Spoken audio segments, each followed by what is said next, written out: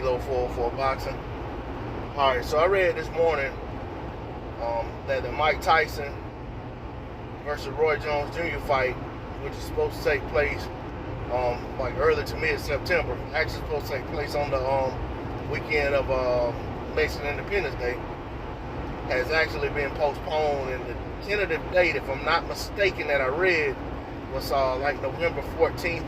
If that's a Saturday, then that's what it was. But whatever Saturday is in and around November 14th is the date that I saw on there. For some reason, November 14th is staying in my mind. I was actually reading this while I was trying to get ready for work this morning, so I may have I may have the date wrong.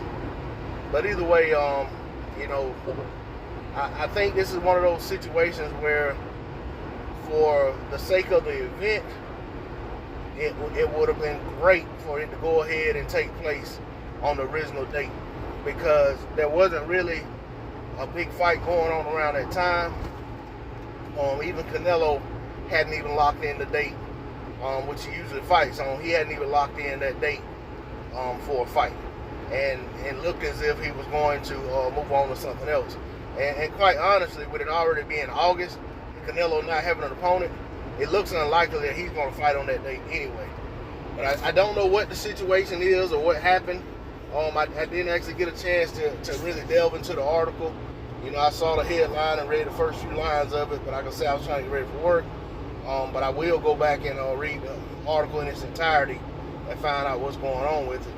But from what I was seeing, and actually, you know what? Now that I think about it,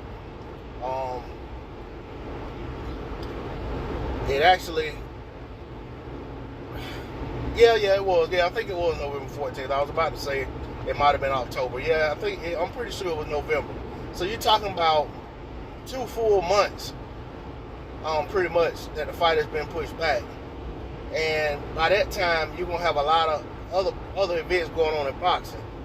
So I don't know that the interest in the fight will be what it would have been. Maybe it builds because of the anticipation, but the reality is that the major boxing events that were on hold or hadn't been taking place, should be back going full swing by that time, because PBC has listed a whole lineup of events, and of course there's other boxing entities that are going to put on events by that time. I'm sure the Zone is going to have several fights on the schedule by then.